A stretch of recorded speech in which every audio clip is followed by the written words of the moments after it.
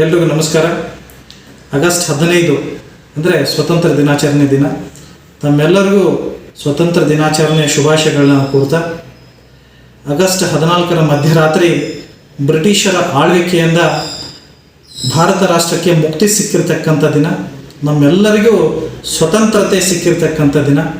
ನಮ್ಮ ರಾಷ್ಟ್ರಕ್ಕಾಗಿ ಹೋರಾಡಿರ್ತಕ್ಕಂಥ ಎಲ್ಲ ವೀರರನ್ನು, ಕಿತ್ತೂರಾಣಿ ಚೆನ್ನಮ್ಮಾಜಿಯವರು, ಝಾನ್ಸಿಬಾಯಿ ಲಕ್ಷ್ಮೀ ದೇವಿಯವರು, ಮಹಾತ್ಮ ಗಾಂಧೀಜಿಯವರು, ಬಾಲ್ ಗಂಗಾಧರ್ ತಿಲಕ್ ಅವರು, ಈ ಥರ ಅನೇಕ ವೀರರು ನಮ್ಮ ರಾಷ್ಟ್ರಕ್ಕಾಗಿ ಹೋರಾಡಿ ಸ್ವಾತಂತ್ರ್ಯವನ್ನು ತಂದುಕೊಟ್ಟಿರ್ತಕ್ಕಂಥ ಎಲ್ಲ ವೀರರನ್ನು ಇವತ್ತು ಸ್ಮರಣೆಯನ್ನು ಮಾಡಿ, ಇವತ್ತಿನ ದಿನ ನಮ್ಮ ಸ್ವತಂತ್ರತೆಯನ್ನು ಹೆಚ್ಚಿಸಿರ್ತಕ್ಕಂಥ ವೀರ ಯೋಧರನ್ನು ಕೂಡ ನಾವು ಮನದಲ್ಲಿ ನೆನೆದು ಸಿಕ್ಕಿರ್ತಕ್ಕಂಥ ಸ್ವತಂತ್ರೆಯನ್ನು ಆಚರಣೆಯನ್ನು ಮಾಡ್ತಾಯಿದ್ದೀವಿ.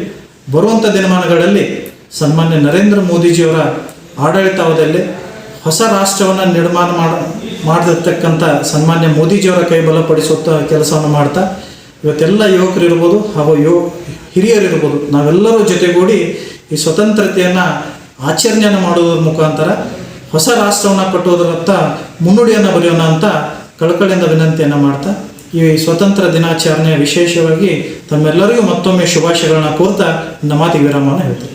ಚೇತನ್ ಅಂಗಡಿ, ಯುವ ಮುಖಂಡರು, ಬೆಳಗಾವಿ.